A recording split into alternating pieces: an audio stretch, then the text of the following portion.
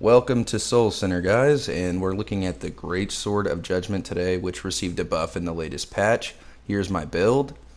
Here's the damage before the weapon buff and after the weapon buff.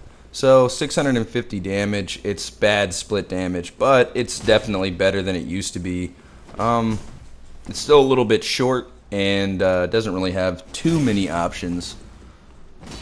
Being a greatsword, you have to kind of play a certain way. You can't be too aggressive, can't overextend too much, but it's got some roll catch options if you can bait people to roll away from you with the two-handed R1s.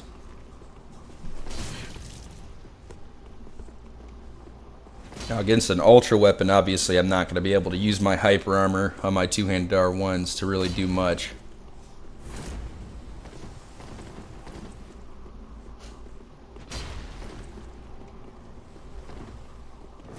And the unlock turnaround.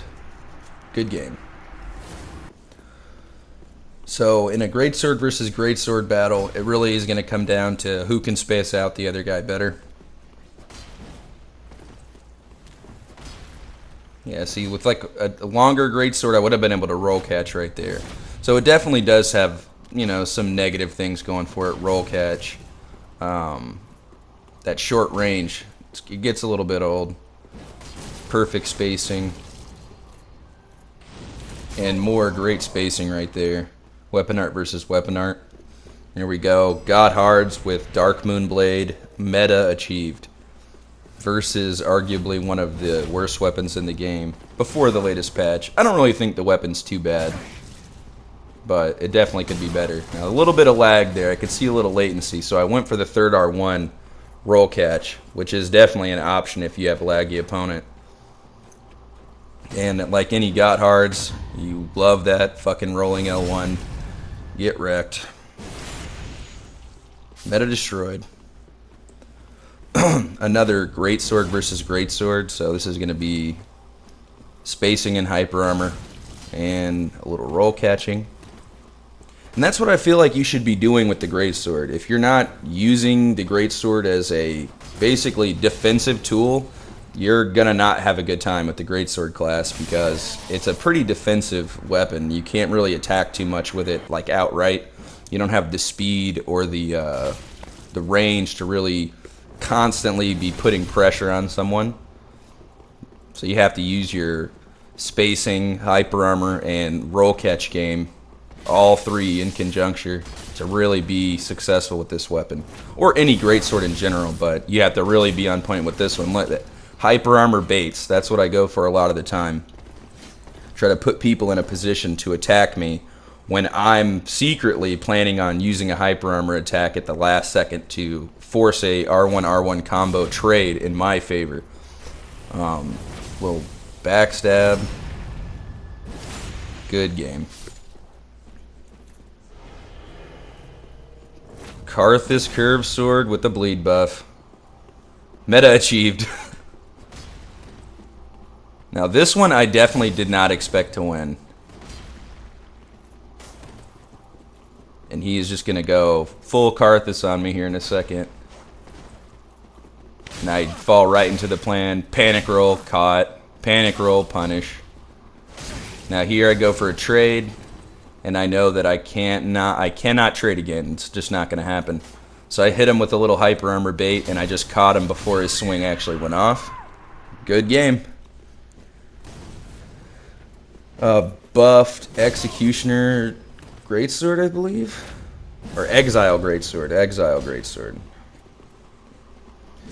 And a lot of people that use this just keep swinging. They'll go for like a 3-hit combo every time just to use that hyper armor to its full advantage. And I see the offhand Cestus there for the parry. No thank you. And R2 roll catch. Fucking beautiful. Good game. I made some mistakes in that fight, that's for sure. And then another one of my hyper armor baits. And my R1 two-handed, I believe it kind of moved my hitbox out of the way of that jump attack, because that jump attack looked spot on before the attack actually ended. Hyper armor bait right there, rolling R1 into 2 R1s. Yeah, against the spear, you really need to use your hyper armor. You got to trick them into giving you the hyper armor that you want. And here comes another hyper armor bait, I believe. Yep. Good game. And another Karthus curved sword. One-handed, unbuffed. I don't know about all that. Yeah, he's throwing those R1s out there, trying to maintain the range.